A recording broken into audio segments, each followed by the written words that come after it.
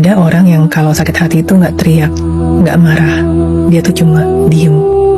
Bukan karena nggak ada yang mau diomongin ya, justru di kepalanya itu ribuan kalimat tuh udah muter-muter terus. Semuanya jelas, semuanya rapi, tapi pas mau dikeluarin, nyangkut di mulut.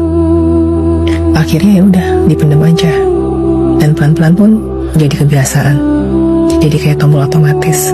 Ketika disakitin, ya tarik diri. Ketika dikecewain, ya diam. Sampai lama-lama orang lain pun salah paham. Dikiranya dia dingin, dikiranya dia nggak peduli. Padahal sebenarnya hati dia itu penuh dengan badai. Tapi badai itu nggak pernah dikasih izin untuk keluar. Dalam psikologi ini namanya emotional withdrawal. Cara tubuh buat bertahan, dan cara jiwa buat bilang, diam itu lebih aman loh daripada disalahpahami. Makanya kalau ada drama, tarik ulur, permainan ego, orang kayak gini gak bakal ikut-ikutan. Bukan karena dia gak ngerasa, tapi karena udah terlalu capek. Dia tahu energinya terlalu mahal buat dipakai menghadapi hal-hal yang gak tulus. Dan lucunya, orang lain pasti bingung. Kok bisa sih dia segitu tenangnya ya? Kok bisa sih gak ribut? Padahal aslinya itu bukan tenang.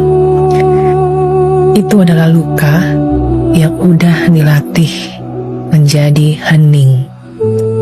Dan yang bikin nyesek, orang kayak gini sering mikir, toh gak ada yang bakal bener-bener dengerin gue. Jadinya makin lama dia makin nutup. Padahal dia bukan batu loh, dia juga bukan es.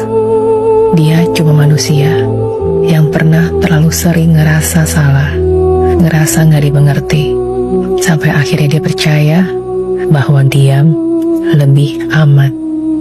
Dan yang dia butuhin bukan dipaksa ngomong, bukan juga dicecar biar jujur. Dia cuma butuh satu, rasa aman. Seseorang yang bikin dia berasa, gue boleh buka suara di sini dan gak akan disalahin.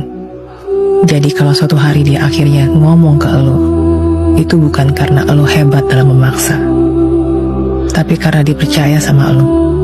Dan kalau elo sudah sampai di titik itu, jangan pernah main-main. Karena sekalinya dia nutup lagi, elo bisa hilang dari hidupnya selamanya.